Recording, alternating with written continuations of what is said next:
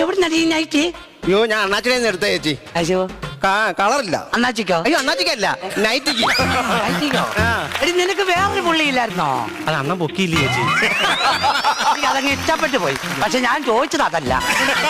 വേറെ നൈറ്റിയില്ലായിരുന്നു, പുള്ളി നൈറ്റി. അയ്യോ അതും കൊള്ളത്തില്ല, എടുത്ത് കളഞ്ഞതങ്ങനെ. നീ എന്താ താമസിച്ചേ?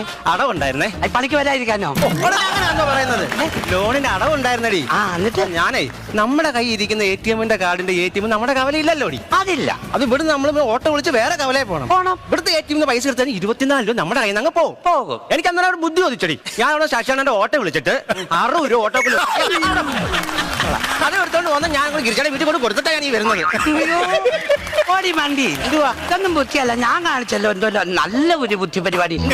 എനിക്ക് റേഷൻ കാർഡ് കൊണ്ട് ഞാൻ പഞ്ചായത്ത് ഒരു ആഫീസിൽ ഒരു കാര്യത്തിന് പോയി. അവിടെ ചെന്നപ്പോ എന്നാ പറയുക, റേഷൻ കാർഡിൽ ഒരു കോപ്പി വേണം. റേഷൻ കാർഡിന്റെ കയ്യിലിരിക്കുവാന്നേ, കോപ്പി ഒരെണ്ണം വീട്ടിൽ ഇരിക്കും.